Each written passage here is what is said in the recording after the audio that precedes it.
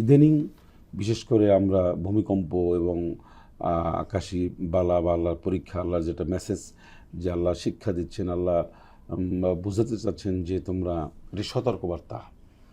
এখন এই সতর্কবার্তাটা কীভাবে আমরা গ্রহণ করব? আমাদের এই সতর্কবার্তার মধ্যে আমাদের কি করণীয় রয়েছে? আমরা কিছুদিন আগেই দেখলাম যে প্রচণ্ড আকারে আমরা ভূমিকম্প অনুভব করলাম। 18 কোটি মানুষ আমার মনে হয় যে তারা আতঙ্কিত হয়েছিল। বেশ কয়েক বছর ধরে আমরা যদি দেখি যে প্রচুর বন্যা হচ্ছে, প্রচুর খরা হচ্ছে এবং আমাদের ভূমিধস হচ্ছে। তো এই বিষয়গুলি তো আসলে খুবই মাত্রাতিরিক্ত বেড়ে গেছে এবং আপনি দেখবেন যে প্রচুর বজ্রপাতও হচ্ছে। বর্ষার সময় প্রচুর বজ্রপাত হচ্ছে, অসংখ্য মানুষ, পশু পাখি, গবাদি পশু কিন্তু এটা মারা যাচ্ছে। এই সম্পর্কে ইসলাম তো আসলে কমপ্লিট কোড অফ লাইফ আমরা জানি। আমরা রাসূলুল্লাহ সাল্লাল্লাহু আলাইহি ওয়াসাল্লামের জীবনী থেকে যদি আমরা দেখি, রাসূলুল্লাহ সাল্লাল্লাহু আলাইহি ওয়াসাল্লাম যখন প্রচণ্ড বেগে বৃষ্টি হতো তখন তিনি দোয়া করতেন এবং রাসূলুল্লাহ সাল্লাল্লাহু আলাইহি ওয়াসাল্লাম এই ধরনের যে কোনো বিপর্যয় হলে তিনি একটা দোয়াই পড়তেন যে আল্লাহ এই গজব দিয়ে তুমি আমাদেরকে শেষ করে দিও না এবং তোমার গজবের মধ্যে আমাদেরকে নিপতিত করো না এবং তার আগেই তুমি আমাদেরকে মুক্ত করে দাও।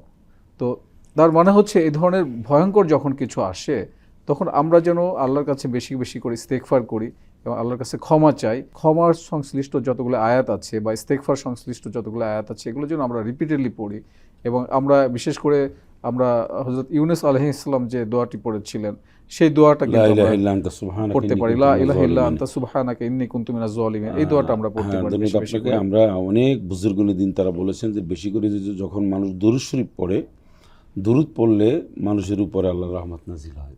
রাসূল আকরাম সাল্লাল্লাহু আলাইহি ওয়াসাল্লামের শানে দুরূদ পড়তে পারি, আল্লাহুম্মা সাল্লি আলা মুহাম্মদ সাল্লাল্লাহু আলাইহি ওয়াসাল্লাম। অন্তত এতটুকু যদি আমরা বেশি করে পাঠ করি তাহলে ইনশাআল্লাহ আমাদের জন্য আর কি আমল করতে পারেন। আপনার হ্যাঁ, রাসূলুল্লাহ সাল্লাল্লাহু আলাইহি ওয়াসাল্লাম কিন্তু আরেকটি দোয়াও করতেন যে আল্লাহুম্মা ইন্নী আসআলুকা খায়রাহা, যে আল্লাহ এর মধ্যে যে যদি ভালো কিছু থাকে সেটা আমি তোমার কাছে চাই এবং আউযু বিকা মিন শাররিহা, মানে এর মধ্যে যেসব খারাপি যে বিষয়গুলি আছে সেই বিষয়গুলি থেকে আমি আপনার কাছে ক্ষমা চাই, মাপ চাই, পানাহ চাই।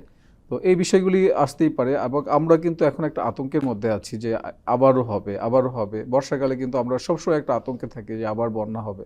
এই জন্য হাদিসে কিন্তু স্পষ্ট করে বলা আছে যে প্রচুর দান সদকা করতে হবে এবং দান সদকা করলে এই ধরনের বিপদ আপদ মুসিবত কিন্তু দূরীভূত হয়ে যায়। প্রতিদিনকার অভ্যাসে যদি আমরা পরিণত করতে পারি সেটা আমাদের জন্য আল্লাহর একটা রহমত হতে পারে। এরপরে আফটার এফেক্ট যেটা আছে যে ধরেন একটা ইনস্ট্যান্ট একটা ক্ষতি হয়ে গেল মানুষের, যেমন আমাদের এই যে রিসেন্ট ভূমিকম্পে বেশ কিছু লোকজন মারা গেছেন, তো তাদের সহযোগিতায় এগিয়ে আসা, তাদের জন্য খরচ করা এবং তাদেরকে দ্রুত রেস্কিউ করা, সেই বিষয়গুলি তাদের কাছে ডাক্তারের কাছে নিয়ে যাওয়া, তাদের পরিবারের জন্য সহযোগিতা করা। আর্নিং পারসন যদি না থাকে তাহলে সেই ফ্যামিলিটা কিভাবে চলবে, তাহলে একটা লং টাইম একটা প্ল্যান করে সেই বিষয়গুলিকে অবশ্যই মাথায় রাখা দরকার। আমি মনে করি এই জিনিসগুলো খুবই গুরুত্বপূর্ণ।